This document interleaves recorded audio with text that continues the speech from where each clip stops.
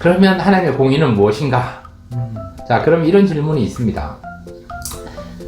하나님의 공의라고 하면 우리가 두려운 느낌이 들 때가 있는데, 두려운 네. 하나님의 공의라고 하면 뭐 심판할 때 사용되는 말이 아닌가 뭐 이런 생각이 들고, 또 그러면 하나님의 공의에 우리도 참여할 수 있는가? 그러면 하나님의 공의를 삶의 자리에서 실천이 가능한가? 그러면 교회가 하나님의 공의를 위해 세상에서 할 일은 무엇인가? 뭐 이런 질문들을 먼저 볼 수가 있습니다. 목사님 어떻게 생각하십니까? 그러니까 제가 보니까 공의가 두려운 이유는 네. 그 어떻게 보면 공의를 좀 풀면 하나님 사랑, 이웃 사랑 그렇죠. 인 것 같아요. 그러니까 하나님을 사랑하는 마음으로 이웃을 사랑하는 게 그렇죠. 어떻게 보면 그 흐름이 이렇게 이어지는 거거든요. 맞아요. 이제 근데 여기서 두려운 느낌이 든다는 거는 나 자신이 하나님에 대한 자신감이나 혹은 이웃에 대한 자신감이 없을 수도 있어요. 그러니까 나는 혼자 거룩하고 나 믿음 생활 잘해 그러는데 실제로 이렇게 보면 여전히 나는 정죄하는 사람들이 있고 내가 뭔가 판단하는 사람들이 있고 뭐 이제 아무튼 세상 속에서 이렇게 좀 화합하는 자가 아니라 이렇게 쪼개는 자가로서의 살았다면 거기서 이제 두려움이 있지 않을까. 공의 자체가 그런 공동체를 하는 거기 때문에. 그래서 만약에 참여를 한다라고 한다면 진짜로 그 하나님 사랑하는 마음을 그대로 이웃에게 전하고 신앙 공동체를 유지시켜주는 진짜 귀한 중재자의 역할을 해야 되는 게 하면 그게 우리가 참여하는 거고 마을 목회 아닌가 싶습니다. 목사님 어떻게 생각하십니까? 그래서 저는 신학의 문상에 보면 이 하나님의 공의, 하나님의 정의는 이제 세속적인 가치라기보다 성경이 강조하는 기독교적인 덕목이다.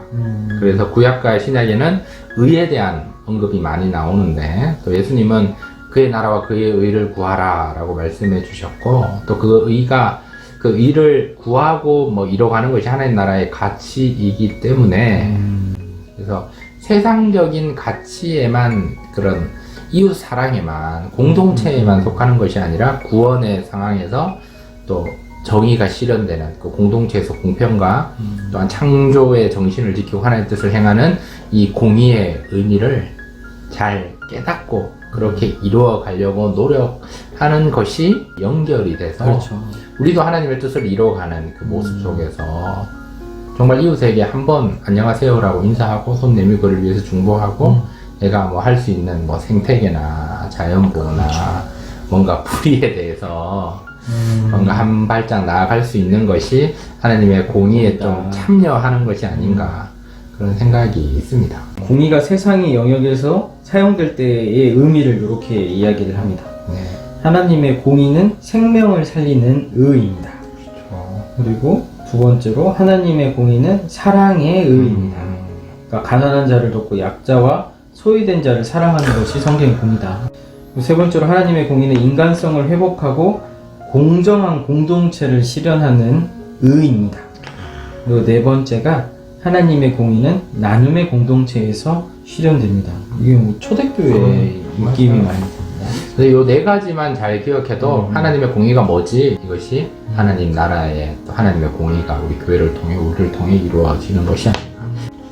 지위와 소유를 넘어서 함께 친교하고 나누는 곳에서 하나님의 공의가 드러납니다. 이 세상의 모든 것은 다 하나님의 것이기 때문에 하나님의 것을 잘 나누고 또 함께 공유하는 것, 잘 나누는 것이 진정한 공의의 모습이고 또 회복, 또한 사랑, 또 생명을 살리는 이것을 우리가 이루는 것이 필요하지 않는가 생각이 됩니다. 내 것이 아니라 하나님 것이다. 이 교회에서 제일 필요한 가치가 공의가 아닐까. 그렇죠. 공의의 그 배경은 하나님의 구원 역사 안에서 하나님의 뜻을 이루어가고 찾아가고 발견하고, 그러니까 기독교가 많이 욕을 먹고 있는 시점에서 우리가 하나님의 뜻을 발견하고 고백하며 이 사회 정의 가운데 사랑과 정의의 공동체의 그 모습으로 또 회복의 공동체로 또 공동체에서 나눔을 할 수 있는 것이 하나님의 공의지 않는가 생각이 되어집니다. 빨리 회복해서 또 이 공동체가 다시 모였으면 좋겠네요. 네, 아멘. 공의에 대해서 더 하실 말씀 없으십니까? 신학에 있는 묵상에 이제 이런 얘기가 나옵니다. 기독교인은 그 기준을 하나님의 공의에서 찾을 수가 있습니다. 하나님의 공의에 대한 이해를 통해 기독교인은 이 세상에 대한 하나님의 뜻을 알 수 있습니다. 하나님의 공의가 기준이 된 스탠다드에 대한 어떤 의미에서 이 말씀이 진리인데 이것이 어떤 의미에서 하나님의 정의를 실현하는 이 도구가 되지 않는가, 기준이 되지 않는가, 이 기준에 근거해서 우리가 하나님 약속의 말씀에 근거한 가능성이 우리는 희망이라고 얘기했듯이 이 약속의 하나님의 말씀을 붙잡고 사회적 정의와 하나님의 공의를 실현하는 것이 또 필요하지 않는가 생각이 됩니다. 아모스 5장 6절에 보면 너희는 여호와를 찾으라 그리하면 살리라 이런 말씀을 하고 나서 잘하는 아모스 5장 24절에 보면 오직 정의를 물같이 공의를 마르지 않는 강같이 흐르게 할지어다. 아멘. 무슨 정의와 공의가 갈급한 시대 같습니다. 너무 비리가 많고 너무 하나님의 마음을 아프게 하는 자들이 많고 하나님의 뜻이 아닌데 자꾸 하나님의 뜻이라고 얘기하는 사람들이 너무 많고 그렇죠. 속상합니다. 속이 많이 상해요. 네. 그렇지만 과천교회는 우리 또 주현신 목사님께서 하나님의 뜻을 또 정의를 잘 선포하시니까 참 감사하긴 한데 그럼에도 불구하고 우리가 자로나 우로나 치우치지 않고 하나님의 공의를 이루어가는 우리가 되어야 되지 않을까 생각이 됩니다. 뭐 다른 의견이 있으면 댓글 주셔도 좋을 것 같습니다. 선생님 마지막으로 한마디 해주시면. 네, 공의는 여러분 멀리 있는 게 아니고 너무 이렇게 성경적인 단어가 아니라 사회에서도 우리가 이뤄갈 수 있는 하나님의 성품이고 속성이고 우리가 예수 닮기 원한다, 예수 하나님의 공의 이뤄가기 원한다 이렇게 고백하는 것처럼 그렇게 나의 삶 속에서 주님의 공의를 실현하는 도구로 우리가 살 수 있지 않는가 결론을 내려봅니다. 진짜 혼란한 시기입니다. 이게 뭐가 맞는지 또 뭐가 잘 되고 뭐가 안 되는 건지 뭐 이렇게 헷갈리는 기준이 되게 지금 모호한 시대에서 살고 있는데 하나님의 공의에 좀 더 집중하면서 또 말씀, 이 기간 가운데 말씀에 더욱더 집중해 주시고 그러면 이 시대를 분별할 수 있는 마음과 또 지혜를 하나님께서 주시지 않을까. 그리고 또 하나님의 의로움 속에 또 이렇게 좀 더 성숙되어지는 기간 되기를 소망합니다. 아멘. 18월 달까지만 이거 하려고 하니까 또 이어서 더 업그레이드된 모습으로 찾아가려고 하니까 그럼 기도해 주시고 끝까지 함께 해주시면 좋을 것 같습니다.